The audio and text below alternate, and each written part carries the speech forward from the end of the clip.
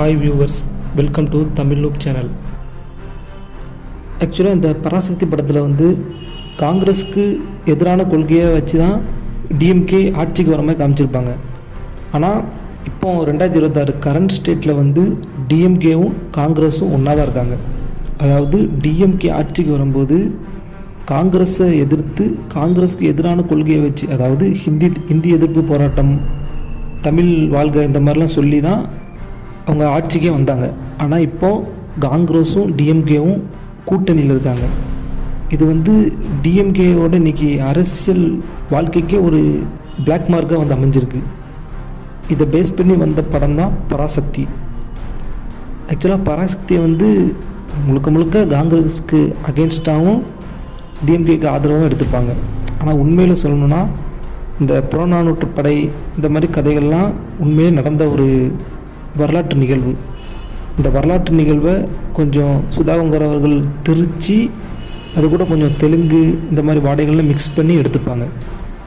இந்த பராசக்தி படம் டிஎம்கேயோட 2024 எலெக்ஷனுக்கு யூஸ் ஆகும் அப்படின்னு சொல்லி இந்த படத்தை இப்போ ரிலீஸ் பண்ணியிருக்காங்க. ஆனால் இந்த மூவி ரிலீஸ் ஆனதுக்கப்புறம் டிஎம்கே மேலே இன்னொரு பிளாக் மார்க்கும் விழுந்திருக்கு.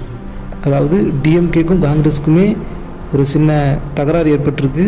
அதுவும் இல்லாமல் நீங்கள் வரலாற்று ரொம்ப திருச்சி எழுதியிருக்கீங்க, தமிழை கேவலப்படுத்துறீங்க அப்படின்னு நிறைய தமிழ் ஆய்வாளர்கள், மொழிபெயர்த்தாகிகள் எல்லாரும் தெரிவிச்சிருக்காங்க. இதனால் டிஎம்கே அண்ட் காங்கிரஸோட அலைன்ஸ் உடையதுக்கே வாய்ப்பு இருக்குது. இந்த கூட்டணி இந்த படத்தினால ரெண்டாவதுக்கு நிறைய வாய்ப்பு இருக்குது அப்படின்னு எல்லா கட்சிக்காரங்களும் பேசிகிட்டு இருக்காங்க. இப்போ இந்த பராசக்தி படத்தை பற்றி பார்க்கணும் அப்படின்னா, இந்த படத்தை முதல்ல ஒரு கமர்ஷியல் ஆங்கிள் எடுத்ததே ஒரு தவறான ஒரு விஷயம். ஒரு உண்மை சம்பவத்தை மையமாக வச்சு எடுக்கணும்னா அதுக்குன்னு ஒரு சில தகுதிகள், ஒரு ரிசர்ச்லாம் பண்ணணும். அதை இந்த படத்தில் ப்ராப்பராக பண்ணலை. எக்ஸாம்பிளுக்கு பாலா சார் எடுத்த பரதேசி மூவி, மாரி செல்வராஜ் எடுத்த கர்ணன், வெற்றிமாறன் அவர்களோட விடுதலை, இந்த மூவிலாம் நல்லா பார்த்தீங்கன்னா ஒரு ப்ராப்பர் ரிசர்ச் இருக்கும், ஒரு ரியாலிட்டிக்கு நெருக்கமாக இருக்கும். ஆனால் இந்த பராசக்தி படத்தில் கமர்ஷியல் கொஞ்சம் தூக்கலாகிட்டு, அதுவே இந்த மூவியோட ஃபெயிலியருக்கு ஒரு காரணம். அதுக்கப்புறம் ரொம்ப ஆர்டிஃபிஷியலாக இருந்துச்சு. இந்த படத்தில் சொல்லணுன்னா இந்த இன்ட்ரோல் பிளாக்கு முன்னாடி ஒரு 15 நிமிஷம் வரும். அதாவது ஒரு எக்ஸாம் எழுதுக்கு போகிற மாதிரியும், அதுக்கு ஹிந்தி தெரிஞ்சாதான் எடுத்துவோம் அப்படின்னு சொல்லி ஹிந்தியை ஹிந்திக்காரங்க பேசுகிற மாதிரி பேசணும் அப்படின்னு சொல்லி ஒரு ரூல்ஸ் வச்சுருப்பாங்க. அந்த சீனில் ஆரம்பித்து ஒருத்தர் சாவார். அதில் இருந்து அப்படியே இந்த இன்ட்ரோல் பிளாக் ஃபைட் வரைக்குமே பரபரன்னு போச்சு. பராசக்தி மூவியில் அந்த இன்ட்ரோல் பிளாக் அந்த 15 நிமிஷம் மட்டும் ரொம்ப நல்லா இருந்துச்சு. அதுக்கப்புறம் கிளைமேக்ஸ் இதெல்லாம் ஒஸ்ட்டு தான், ரொம்ப ஆர்டிஃபிஷியலாக இருந்துச்சு.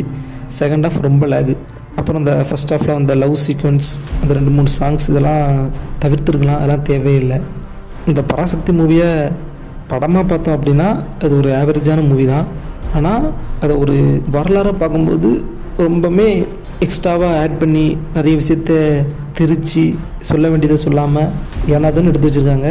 அதுக்கப்புறம் தமிழர்கள் போராடின ஒரு மொழி போர் விஷயத்த ஒரு கட்சி சார்ந்த விஷயமாக மட்டும் வச்சு அவங்களுக்கு கிரெடிட் தேடிக்கிறது அப்படிங்கிறது ரொம்பவே ஒரு கேவலமான விஷயம். இந்த மொழிப்போர் அப்படிங்கிறது ஒரு கட்சி சார்ந்த விஷயம் கிடையாது. அது தமிழர்களோட உரிமை, தமிழர்கள் போராடின ஒரு வரலாறு. அதை படமாக எடுக்கும்போது இன்னுமே நல்லா எடுத்துருக்கணும். ஆனால் அந்த விஷயத்தில் இந்த டீம் கோட்டை விட்டுட்டாங்க. இந்த மொழிப்போர், இந்தி திணிப்பு இதெல்லாம் பற்றி உண்மையிலே தெரிஞ்சுக்கணும் அப்படின்னா நிறைய யூடியூப் வீடியோஸ்லாம் இருக்குது, அப்படி இல்லைன்னா நிறைய புக்ஸ் இருக்குது, அதெல்லாம் படித்து தெரிஞ்சுக்கோங்க. தயவு செஞ்சு இந்த பராசக்தி படத்தை பார்த்துட்டு இதுதான் உண்மையான வரலாறு, இதுதான் மொழிப்போர் அப்படின்னு சொல்லி யாரும் நினைக்க வேண்டாம். இது ஒரு ஆர்டிஃபிஷியலாக க்ரியேட் பண்ண ஒரு படத்துக்காக வச்ச கமர்ஷியல் எலமெண்ட் மட்டும்தான். இதை கொஞ்சம் டிஎம்கே அவங்களோட அரசியல் பிரச்சாரமாகவும் யூஸ் பண்ணிக்கிட்டாங்க. இந்த மாதிரி ஒரு வரலாற்று நிகழ்வை மாற்றி அவங்களுக்கு சாதகமாக எடுக்கிறத நீங்கள் எப்படி நினைக்கிறீங்க? கமெண்ட் பாக்ஸில் கமெண்ட் பண்ணுங்கள்.